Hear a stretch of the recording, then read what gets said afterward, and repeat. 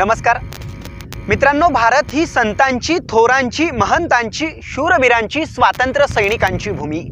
महर्षी व्यासांचं महाभारत, वाल्मिकींचं रामायण आणि कालिदासांचं शाकुंतल नाटक यातून भारतीय संस्कृती विविध रंगांच्या वेगवेगळ्या सुवासाप्रमाणे उमललेली आम्हाला दिसून येते। हे विश्वची माझे घर म्हणणाऱ्या संत ज्ञानेश्वरांची ही भारतीय संस्कृती, शिकागोमध्ये भारतीय सभ्यतेची आणि संस्कृतीची पताका मोठ्या डौलानं फडकवणाऱ्या स्वामी विवेकानंदांची ही भारतीय संस्कृती, आपल्या प्रियसीच्या केसातून फिरणारे बोट ज्यावेळेस बंदुकीच्या चाफेवरून फिरतील ना, तेव्हा खऱ्या अर्थानं तरुणांच्या मनात आपण राष्ट्राभिमान पेरू शकू असं म्हणणाऱ्या स्वातंत्र्यवीर सावरकरांची ही भारतीय संस्कृती, साऱ्या जगाला अहिंसेचा मार्ग शिकवणाऱ्या तथागत भगवान गौतम बुद्धांची ही भारतीय संस्कृती, अहो परस्त्रीला माते समान दर्जा देणाऱ्या छत्रपती शिवाजी महाराजांची ही भारतीय संस्कृती। या भारतीय संस्कृतीचा पाया जितका सखोल आहे ना, तितकाच भक्कम सुद्धा आहे। अर्थात मातीपासून मूर्ती बनवून त्यात देव पाहणारी ही आपली भारतीय संस्कृती आहे। आणि याच भारतीय संस्कृतीमध्ये जन्मलेल्या आपण या भारतीय संस्कृतीकडे कोणत्या दृष्टिकोनातून पाहतो आणि नेमकं कोणत्या दृष्टिकोनातून पाहायला पाहिजे यावर विचार मंथन करण्यासाठी तुमच्या समोर उभा आहे मी, जगताप प्रसाद देवीदास। विषय बोलतोय भारतीय संस्कृती आणि आपण। मित्रांनो, प्राचार्य शिवाजीराव भोसले भारतीय संस्कृतीबद्दल बोलताना एके ठिकाणी फार सुंदर म्हटले होते की आपल्यापासून दुसऱ्याला मानसिक, भावनिक, आध्यात्मिक आणि शारीरिक स्वरूपाची झळ न पोचू देणं हेच भारतीय संस्कृतीचं सर्वात मोठं वैशिष्ट्य आहे। म्हणजे भुकेल्याला अन्न देणं, तहानलेल्याची तहान भागवणं, भटकलेल्याला मार्ग दाखवलं, अज्ञानीला ज्ञान देणं, दुःखितांचं दुःख दूर करणं हेच आपल्या भारतीय संस्कृतीचं आत्तापर्यंतचं सर्वात मोठं वैशिष्ट्य आहे। परंतु याच भारतीय संस्कृतीमध्ये जन्माला येऊन आपण खऱ्या अर्थानं या भारतीय संस्कृतीचं अनुकरण करतो आहे का, किंवा या भारतीय संस्कृतीला आपण आपल्या अंगात भिनवतो आहे का, ही सगळ्यात मोठी विचाराची गोष्ट आहे।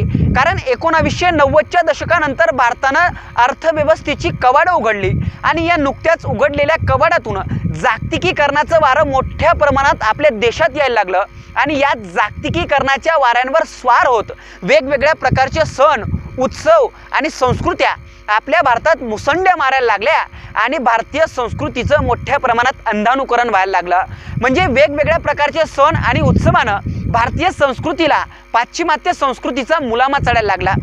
अर्थात आज 21व्या शतकात जन्माला येऊन आपण गती प्राप्त केली, पण ही गती प्रगतीच होती का, आणि या गतीमुळे आपल्या संस्कृतीची दुर्गती जरी झाली नाही ना, या गोष्टींचा विचार करणं आपण आज पूर्णपणे विसरून गेलो। म्हणजे रेव पार्टीमध्ये गटारीतल्या किड्यांनी वळवळ करावं तसं चळवळ शब्दाला भान ठेवून भोग नावाचं चोख शिकवून गल्लीपासून दिल्लीपर्यंत, बिअर बारपासून बारबालांपर्यंत जर का आजचा तरुण समाज आपल्या शरीर प्रदर्शनाचा नंगा नाच करत असेल तर आपण कुठल्या भारतीय संस्कृतीबद्दल बोलत आहोत असा प्रश्न मला पडायला लागतो।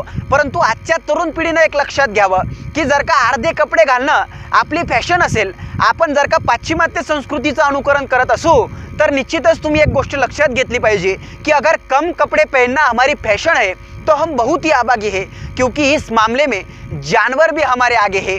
दुर्दैवाची गोष्ट आहे मित्रांनो, आज आमच्या भारतीय संस्कृतीमध्ये प्रेम, सेवा, त्याग, समर्पण यासारखी मूल्य सुद्धा आज आम्हाला दिसेनाशी झाली आहेत। ज्या मुली हृदयात नसतात ना, त्या फेसबुकवर असतात आणि ज्या व्हॉट्सअपवर असतात ना, त्या सिंगल नसतात, असा समज जन्माला घेऊन येणारी कार्टी जर का आज आम्हाला आमच्या समाजात पाहायला मिळत असतील तर ही फार मोठी दुर्दैवाची गोष्ट आहे। तुम्ही मेरे मंदिर हो, तुम्ही मेरे देवता हो असं म्हणणारं प्रेम, हम तुम एक कमरे में बंद हो जाए और चाबी खो जाए इथपर्यंत येऊन पोहोचत असेल तर निश्चितच आज आमच्या भारतीय संस्कृतीला कुठेतरी धोक्याचं वळण आहे का, हा विचार करणं अत्यंत गरजेचं आहे। खऱ्या अर्थानं आज दशरथाचं आणि भगवान श्रीरामांचं पिता पुत्र्याचं नातं, संत मुक्ताबाई आणि ज्ञानेश्वरांचं बहीण भावाचं नातं, अशा वेगवेगळ्या नात्यांनी उमललेली आपल्या भारतीय संस्कृतीत स्वतःच्या मुलीवर बलात्कार करणारा बाप, स्वतःच्या पत्नीला मधुचंद्राच्या रात्री जाळणारा नवरा, स्वतःच्या मुलांना मारून आपल्या बायकोला एड्सचं इंजेक्शन देणारा डॉक्टर, अशी अमानवी नाती जर का पाहायला मिळत असतील तर निश्चितच आपण आपली संस्कृती पूर्णपणे विसरून गेलो आहोत की काय, हा देखील सर्वात महत्त्वाचा आणि चिंतनाचा प्रश्न आहे।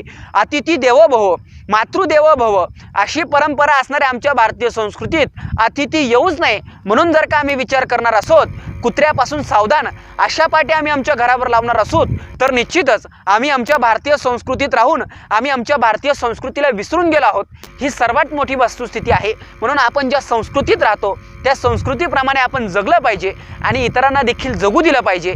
तेव्हा खऱ्या अर्थानं आम्ही भारतीय संस्कृतीत जन्माला आलो आहोत, आम्ही असं मोठ्या गुण्या गोविंदानं आणि आनंदानं म्हणू शकू आणि ते म्हणायला पाहिजेत। एवढाच आशावाद, मनपूर्वक धन्यवाद। परंतु